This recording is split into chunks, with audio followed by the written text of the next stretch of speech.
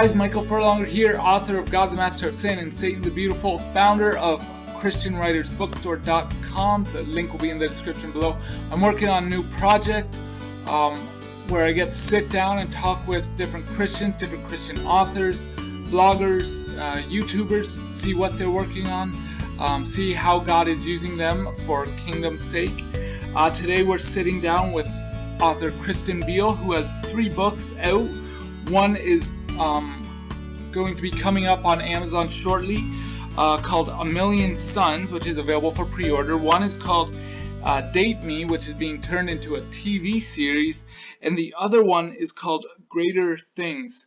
So before we step in, let's just say hello to our guest. Hello, Kristin. How are you today? I'm great. Thank you for having me. Welcome. I'm glad you're here. Now, before we get into talking about your books, I was hoping that you could just share a bit on your faith, your testimony, and your church upbringing. Definitely. So I grew up in the church, so I've known God my whole life. But as I was growing up, my life was really easy, and I had, I lived in the suburbs. I had a full family, a sister, I had a lot of friends. It was really easy. My life was really easy, so it was really easy to have faith. And when I was in high school, after my freshman year of high school, so right before my sophomore year, I was in a jet ski accident. I went to the lake with 3 of my friends. And on the last day, one of my friends ran up on a jet ski on two jet skis, and one of my friends wasn't paying attention and hit us on the jet ski. And the friend who was driving fell forward and died on impact. And then I turned to the side, and I got a traumatic brain injury and a spinal cord injury. And so that was the first time. That was 14 years old at the time. That was the first time that my faith became real and tangible, and I really had to use it. So that's where I had a challenge of, am I going to run to God and use my faith, or am I going to turn away and say, life is hard, I hate this? So always had a faith, and it got significantly stronger when I was tested. Thank God, because I could have turned away, and I could have been in a much worse situation than I am now because I turned away. So now I'm extra strong and extra love God.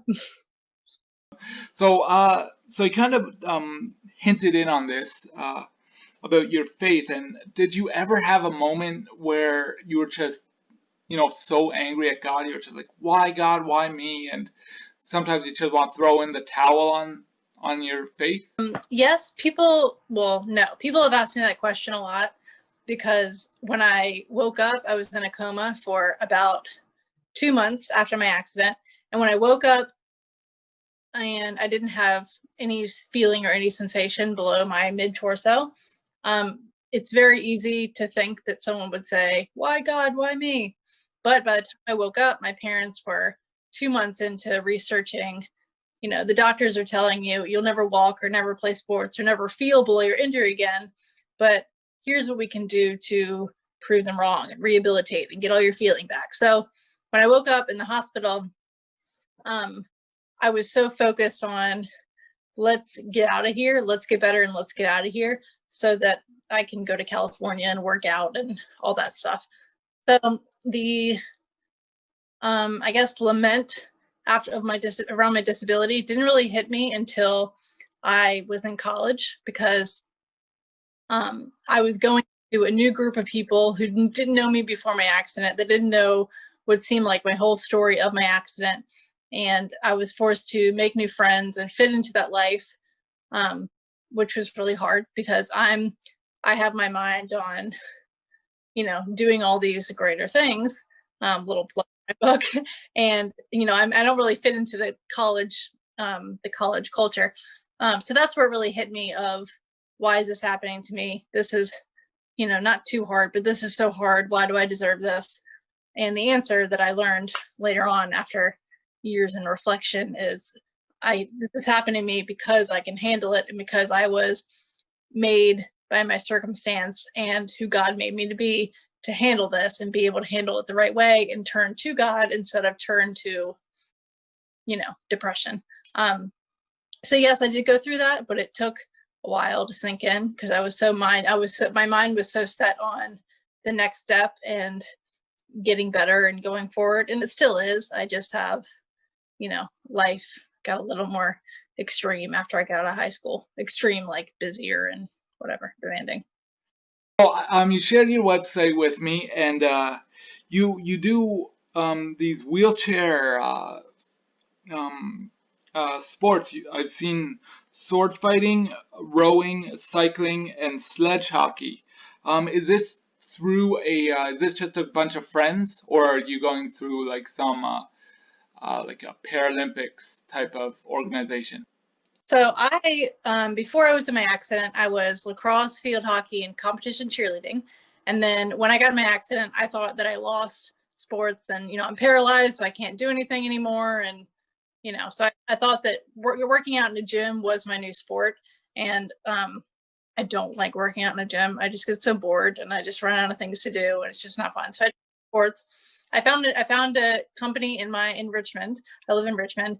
That is aimed at giving sports to people with physical disabilities. So I tried a bunch of sports through them. I've tried almost every sport that was available to me, except for wheelchair basketball. I don't know why. I just never tried it, never been interested. Anyway, and I tried, I think it was like 15 or 16 different sports.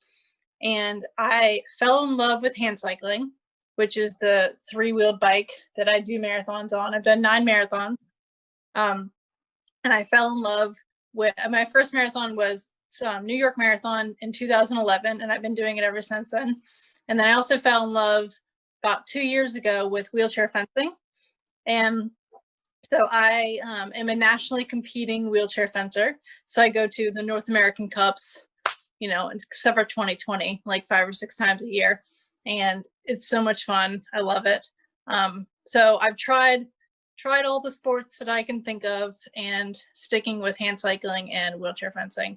And I just love it. And it's how I keep active, and it's how I keep from getting the stereotypical, like, gaining a bunch of weight and just kind of sedentary lifestyle. And it's so, so important to stay healthy for rehabilitative reasons and for just reasons of it's more cumbersome to get around. So the smaller my body is, the easier it is, and etc. You mentioned the competitions.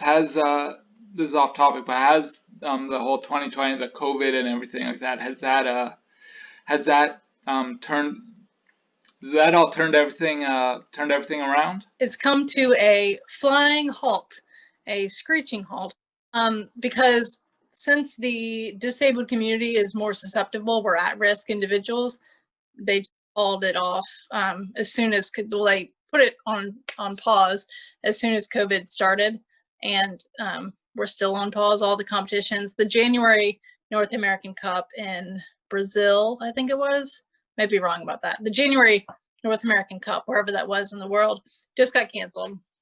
So we're hoping the February one will not be canceled, but it has affected it greatly because we've stopped completely. But that's where hand cycling is so great, because I have a hand cycle at home, so I can hand cycle around my neighborhood and still get my workout, because I just don't want to go to the gym. I'm doing everything I can to avoid going to the gym. That's awesome. Now I'm gonna bring up your books because so I do want to hear about your TV series Date Me, but could you also share on Greater Things and a Million Suns? So Greater Things was my first book, and I think, I'm just saying this, I think it's always going to be my favorite just because it was my first, and I just put everything into that. So that book is telling you the weekend before my accident, where I meet this really cute boy who I have a really big crush on. The next weekend, he's the one that hits me in the jet ski. And then the story of my accident. And then it goes from 2005 to 2014. And you learn about all the adaptive sports and the traveling. I got stem cells, like I said, in Dominican Republic. You hear that story, high school and college. It kind of follows me through that. So that's, my favorite book. And I quit my job a month before that book came out, just because I was working at a mortgage banking firm and I was bored. I just wanted a reason to quit, so I quit. And then so Greater Things came out, and 3 months after it came out, I said, I don't want to get another job. I got to have another income so I can stay out of work. What do I do a lot of that I know a lot about of that I can publish my second book on? And it was go on bad first dates. So this is the fun part. So I went on 32 dates in 2.5 months. I kind of kicked it up a notch, which is like, 4 dates a week, different like first dates, and just out of control. But sometimes it was like lunch date, dinner date, 2 different guys. It was just a little bit crazy. And I made a comic out of all of them. So it was 32 dates, and I changed all of their names, but one guy, I accidentally didn't change his name, and he bought my book, and he saw his story, and I'm like, sorry. But I changed their names pretty much. Went on all these dates. I would come home from the date, and that night I would make the comic. It's 6 block comics, and then just, forget about them, because dating is hard. I'm not going to say terrible, but it's very hard, and I'm very thankful to not be doing it anymore. Anyway, just normally, but then you throw in a wheelchair, and for whatever reason, the boys that I dated would just get rude or too horny, or just like say inappropriate things to me and just ask me questions that were uncomfortable. I don't know whether it was my wheelchair or whether it was just the guys I went on dates with, because I found them on dating apps. So, there's that credibility right there. So that was Date Me. And then my third book, Million Suns, I just published this year. I'm very excited about it. It's kind of a continuation of Greater Things, just in that I'm going on new experiences, and the whole theme of the book is searching for my passion. So like I said, I was very athletic before my accident, so it's trying more sports to find one that I love, and which is hand cycling and fencing, and searching for my fiance now has a chapter in there, because we can have a story of how we met. So finding passion and that and him, and I just ruined the book, but it's still a good one. And so kind of searching for my passions, but my writing is, that sounds kind of, I don't know, but my writing is fun, and it's cool because it's a different perspective that people don't usually get, because I'm in a wheelchair and I'm kind of like a young adult trying to navigate in the world in a wheelchair, and it's a good book. That's awesome, and you ruined the ending, because I was going to actually ask you about that, is how you and your fiance met. But I'm going to try to keep in order here. Now, so you wrote a book, the book Date Me, and you just mentioned all the comic books, and I had the chance of reading a few of them. How or who, should I say, said, I think we should turn this into a reality. Is it a reality show, or is it a scripted TV show, or how is it? So I met a guy. I was working on a project, just a project with a church, kind of a story project for the story of my accident. And the cameraman, the cameraman who was working on the project, kind of knew me, and we became friends in that, 2 days that I knew him. And so because he knew me, he just bought my book. And then he read it, and he said, Kristin, we got to I want to do something with this. Let's turn this into a TV show. And I'm like, okay, yeah, that would be great. Because it's very exciting, but people have told me before, I want to turn Greater Things into a movie twice. It never happened. So I got really excited, and then it never happened. So I'm like, okay, a TV show, that would be cool, but it'll never happen. Anyway, so then a year passes, and he contacts me again, and he's like, all right, I have time. Let's do this. I'm like, what are you talking about? And I didn't think I'd hear from you again. And okay, let's do it. I'm in. So we made a cast. The pilot episode is all we filmed so far. And I go on 7 dates in the first episode. The girl who's playing me came from LA. I have a fencing rival. I have these 7 guys. I have my dad has a character. So my best friend has a character. So we're kind of like casting my life, and I'm going on these dates again through this girl who's playing my part. And it's really cool because I'm watching this terrible date play out, but I don't have to be part of it. And I can just I'm the producer, so I can just be behind the set and tell people to do things, and they do it. And it's really, really fun. That's awesome. You know, one of the things, and this is off script as I've been known to do, is sometimes I'll be saying something and I think it's so profound, and I'm like, I really need like a music. I need like background music for my for my speeches, for whatever I'm doing. Like, exactly. And I can say, oh, you like make your face a little bit more, you know, anything, and they do it. I can just make them do whatever I want to do. And it's cool. And I can, you know, add in some. We're going through editing right now, which is, you know, taking 3 times as long as it took to film it, because editing is so tedious. It's a lot of fun. I'm having fun learning how to do it, but a lot goes into it. So we're adding like a little bit of effects and like different angles and all that stuff. It's really cool to learn it, but learn it from a perspective of I'm not doing it, I'm just learning it. And I have a team of 2 other people who are do it. So it's great. that's really cool. I think I would never be able to do that because I'd never be able to, like, I have such a hard time making decisions, like when it's just like going out to dinner or something. It's so hard. So I don't know how you do it. But I want to know, is this going to be on like TV, or is this a YouTube video, or where is it going to be? I'm glad you asked, because I forgot to mention that. So we're putting the pilot out, and that's going to be on Amazon Prime. We're going to finish it probably around February or March of next year, because we're working on another project that, you know, has to be out by Christmas. So February or March, it's going to be called Date Me, and it's going to be on Amazon. The pilot episode is going to be on Amazon Prime. Eventually, the whole series, or the whole 2 or 3 seasons, we're going to shoot for. But once the pilot comes out, then we're going to start, you know, searching for funding so we can film the rest of the season. But you can find the pilot episode, which is really good. I'm working on it, and I'm very biased too, because it's my. It's really cool. It's turning out really, really well, and I'm excited. So February, March, Date Me. Or, you know, you can also if you go to my website, which we'll mention later, I have comics that I mail out every week. We'll talk about that later too. And you can sign up for my comics, and I will definitely blast it on there. Follow me on Facebook, Instagram, anything, and you'll hear about it.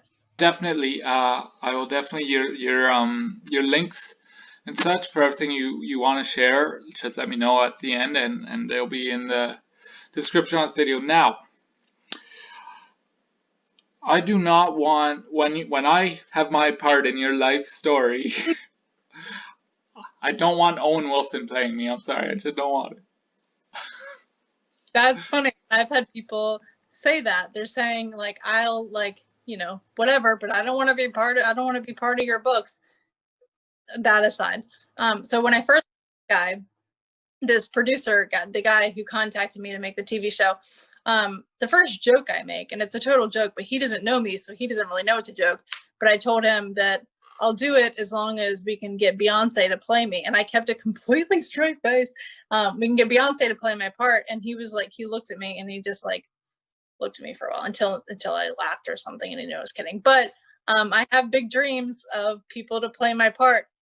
And we didn't get Beyonce, but we did get a girl named Emily who lives in LA, and she is absolutely killing it. She came over a day before the first production, and I taught her how to be in a wheelchair, and she picked it up like it was, you know, like she was paralyzed. And she's really, really great. I'm so glad she's playing my part. So it's no Beyonce, but it's a little bit more realistic than Beyonce playing my part. I hope that since I'm in Canada, sometimes there's some shows and such we don't get across the border. I don't know why, but hopefully it'll be in Canada. Now, I know this question isn't on the list, but I was just curious, how do you go from writing Date Me and now you are engaged to be married? Good question, because it's very not false advertising, but it's very different. Like, this Date Me is like, I can't get a date and all boys are like failing me, to I'm engaged. So 2017 was Date Me Research, meaning going on the dates. Came out in 2018. By the end of Date Me, I concluded, all right, maybe I'll just never meet a man who I want to date, and it's fine because I have my dog and like I'm good, because those dates went so badly. So I'd kind of more or less like not given up, but kind of, put dating on hold. And then I went to church one morning, was running late, put on a t-shirt and like a sloppy bun in my hair, and then came into church, sat in my usual seat. Well, went to sit in my usual seat, and there was a guy sitting in my seat. And so I'm seeing him from far away, and I'm like, all right, it's a single, attractive man. He's probably married or, saving a seat for his wife, because in my experience, single, attractive men at church don't really happen. So turns out his name was Chris, and he introduced himself. The next week, he signed up for a small group at my house, came over, asked me on a date, and cloud nine, we went on a date, and less than a month later, I was his girlfriend. Another month, he tells me that he loves me at the wedding of his best friends, and it's awesome. And then, let's see, a little under a year later, he proposed, which was this past April, he proposed, and we're getting married next April. And it's just like a whirlwind of like things like happiness and I guess companionship and love that I had almost given up on, didn't really think it was possible.